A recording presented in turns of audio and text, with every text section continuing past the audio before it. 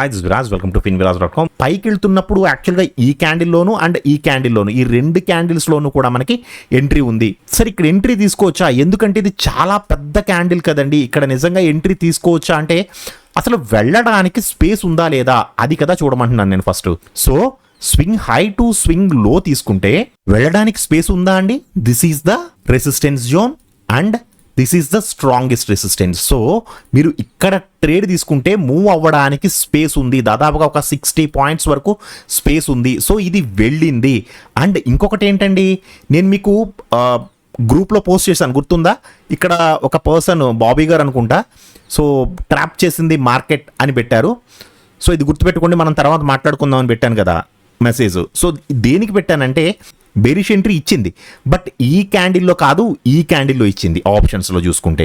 ఎందుకంటే ఈరోజు ఎక్స్పైరీ కాబట్టి, మంత్లీ ఎక్స్పైరీ. నేను ఆ విషయం కూడా మీకు నేను మార్నింగ్ చెప్పాను, ఈరోజు మంత్లీ ఎక్స్పైరీ అండి, చాలా జాగ్రత్తగా ఉండండి అని. సో మార్కెట్ కిందకి రావడానికి ఇక్కడ ట్రై చేసినప్పుడు మీరు ఒకసారి 15 మినిట్స్లో పెడితే చూడండి ఇది ఎక్కడుంది. ఆల్రెడీ డబల్ ఇంజన్ యొక్క బ్యాండ్స్ చాలా దగ్గరగా ఉన్నాయి అండ్ ప్రిఫరెన్స్ 1 చాలా బుల్లిష్గా ఉంది, సూపర్ బుల్లిష్గా ఉంది preference 1. So preference 1 15 minutes trend ఎందుకు చూడమంటున్నాను నేను? ఇటువంటి ట్రాప్స్కి లోన్ అవ్వకుండా ఉంటారని.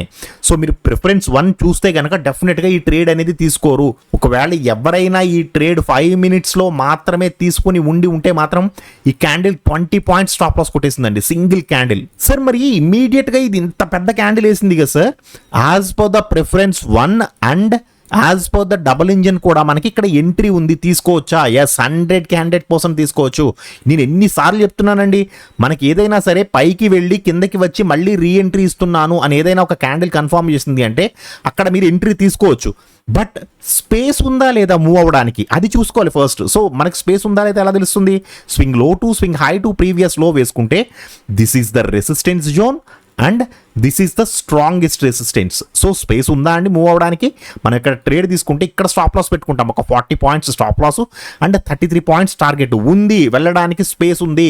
అండ్ 15 మినిట్స్లో పెట్టుకుంటే, మీరు 15 మినిట్స్లో పెట్టుకుంటే ఇక్కడ ఎక్స్ట్రాడినరీ ట్రేడ్ అండి. మీకు ఆప్షన్స్లో చూస్తే నిజంగా చాలా చాలా super trade. Trail the stop loss అని ప్రతిరోజు చెప్తున్నాను కదా.